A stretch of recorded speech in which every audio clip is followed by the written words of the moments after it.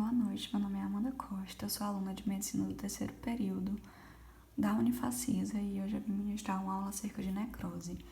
Inicialmente eu dividi essa aula em dois tópicos, que seriam a definição e os tipos de necrose. Aqui eu coloquei um quadro bem geral acerca dos caminhos que uma célula pode ter quando sofre algum tipo de agravo, uma adaptação, uma lesão reversível, lesão irreversível.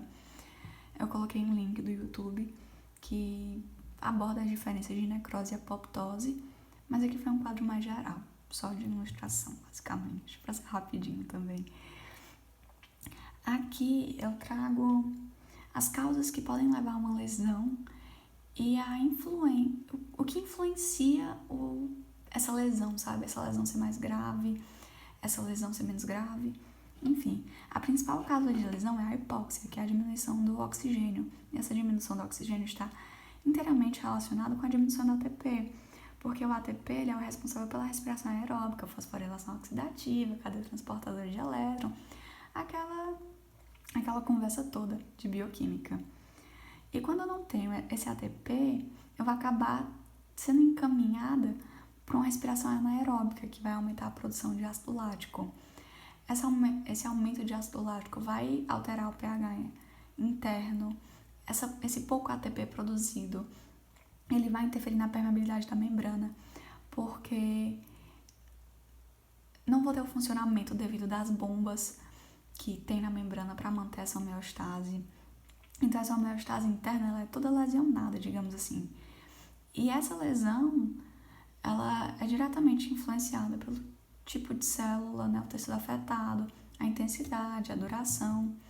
E no caso da necrose, eu tenho um processo muito abrupto, onde eu tenho uma desnaturação proteica, onde eu tenho digestão enzimática das organelas, das membranas, inclusive a membrana externa, onde eu tenho o extravasamento do conteúdo intracelular. E esse extravasamento, ele vai gerar uma resposta inflamatória ao redor, porque o conteúdo enzimático que estava dentro da célula, ele está afetando toda a circunvizinhança. Então, vai gerar um processo prejudicial em todo o tecido ao redor e gerando inflamação, né? Aqui são os tipos de necrose e eu vou abordar direitinho cada uma. Aqui eu tenho uma necrose coagulativa, que é o principal tipo de necrose, é o principal padrão, que é uma necrose principalmente relacionada à hipóxia. Ela normalmente está relacionada à desnaturação de proteínas com a preservação da arquitetura do tecido.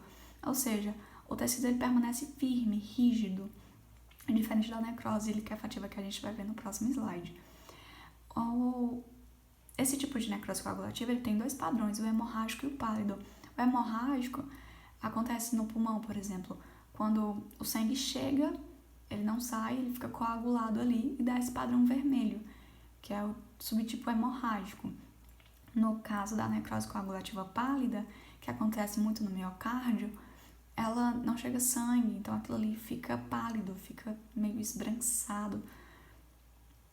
Cabe ressaltar, importantíssimo, que no caso da necrose coagulativa, ela é uma morte por hipóxia em quase todos os tecidos, exceto no cérebro, porque no cérebro é uma necrose liquefativa. A necrose liquefativa, ela também, além da hipóxia no sistema nervoso central, ela é característica de infecções bacterianas e fúngicas, que vão levar a uma digestão enzimática do local, e essa digestão vai tornar o tecido líquido, viscoso, formando tipo um abscesso. A próxima necrose é uma necrose também muito comum, que é a necrose gangrenosa. Ela é meio que um subtipo da coagulativa, porque ela é meio que uma necrose coagulativa que acontece em um membro. É muito comum a gente lembrar nesse tipo de necrose, por exemplo, do pé de diabético. Mas não só. Ela não só acontece em membros, ela também acontece em extremidades, como nariz, orelha. Essas extremidades, por exemplo, um dos tipos de lesão que a gente pode ter é uma lesão por temperatura, por exemplo, no frio. Vai subir um Everest da vida, pode necrosar a orelha.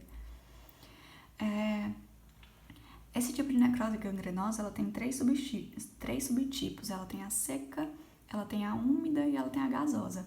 A úmida, ela se assemelha um pouco com o padrão liquefativo. na gasosa, que foi o que eu trouxe um exemplo, achei interessante. Porque ela é uma bactéria anaeróbica, ela é esse que eu trouxe o caso, que é a Clostridium perfringens. Ela é uma gram-positiva, ela é um bastonete, ou seja, o formato da bactéria é aqueles bastõezinhos, sabe?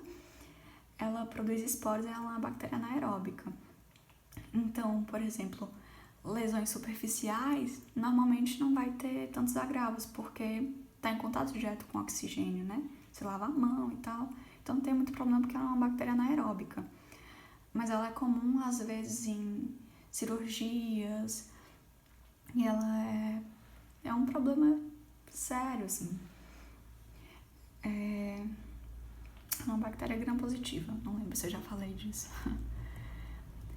Já na necrose caseosa, ela é uma necrose muito característica de lesões no pulmão.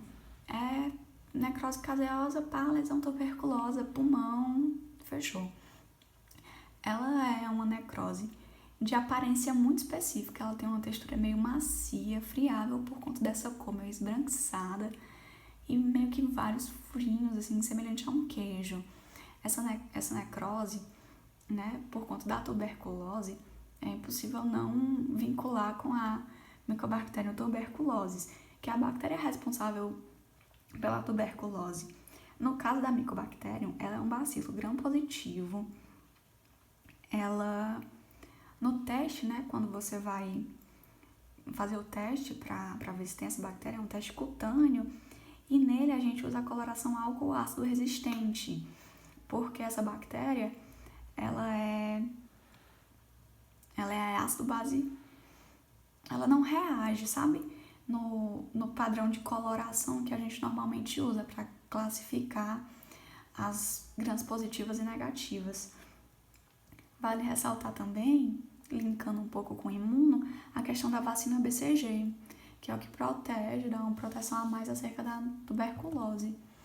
Aqui a necrose gordurosa é muito específica do tecido adiposo, porque nesse tipo de necrose, ela ocorre uma reação de saponificação, que é quando o ácido graxo, ele dividido em triglicerídeo, ele reage com o cálcio formando sabão. Então é uma necrose muito específica do tecido adiposo, que é onde eu vou ter a maior quantidade de ácido graxo, né, de triglicerídeo. E um exemplo desse tipo de necrose é a necrose pancreática aguda. Na necrose fibrinoide também é um tipo muito específico, porque é uma necrose de depósito de antígeno e de anticorpo, por meio de complexos imunológicos nos vasos.